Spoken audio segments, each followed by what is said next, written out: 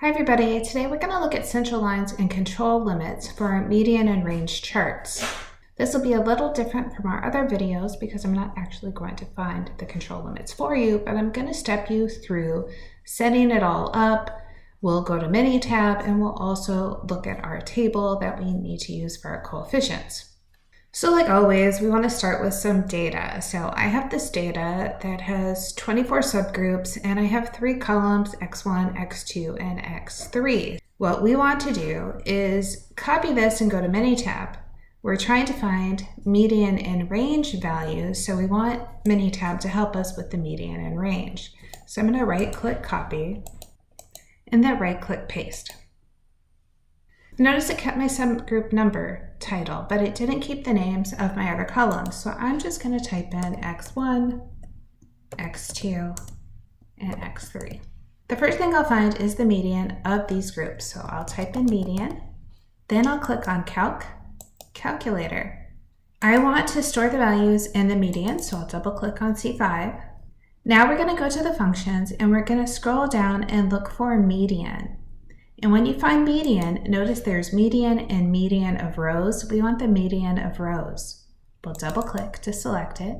Then let's click X1, comma, X2, comma, X3. And then let's delete anything else until we get to our closing parenthesis. Now that we're getting the row median, we can say OK. Next, we'll find the range of each of the rows. So again, I'm labeling so I know what I'm doing. Then I'm going to go Calculator, and now let's change the store and value to range. And then we don't want the median, we want the range. So let's delete that our median and let's go down and find range. I'm not going to pick range, I pick range rows. Notice it'll say RR. We can get rid of that number part. And just leave the X1, X2, X3 we had from our last calculation. Now let's scroll down and say OK. Now that we have our median and we have our range, we need to know the median of the median and we need to know the median of the range. I'm going to call the median of the median MD underscore MD, and then I'm going to call the median of the range R underscore MD. You can call it whatever you want to. I'm going back to the calculator. So this time I want to store in MD. And let's get rid of that expression. And what I want this time is the median of all those medians. So I'm going to click median, just regular median, and I'm going to find that of C5. Let's go down and say OK. This will be a single value this time, so we only have the value 29. Then we'll repeat that for the range. Calculator, change the store in to RMD, and then our median, we still want to find the median of a column, but the column we want is the range column. Now we go down and we say OK. Again, we get a singular value, and this time it was 5.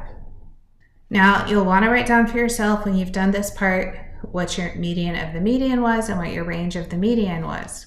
Here's where you're using the hint that's inside the problem that says you're supposed to use the table from your book.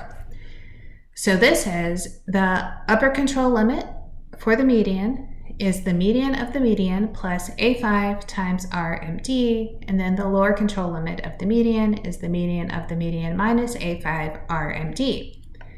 So the median of the median we got from going to Minitab, the median of the range we got from going to Minitab. So you're having to pick A5. A5 is going to depend on the sample size that you have. So we had 3 rows, so we could look across at 3 rows and see the number it gives you, but maybe you have bigger groups. If you had 8 elements in your subgroups, you'd use 0.441. If you had 5 elements, you would use 0.712. To find the upper control limit for the range, you multiply D6 times RMD. So D6, you're going back to this chart and you're looking for D6 and you look at your subgroup size. Then the lower control limit for the range is equal to D5 RMD.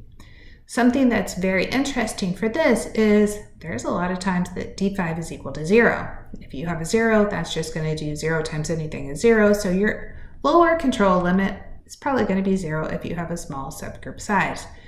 So just know you're going to have to come to this chart to decide what you're supposed to use, what subgroup size, but you're just grabbing the coefficient to go along with all the values you got in Minitab.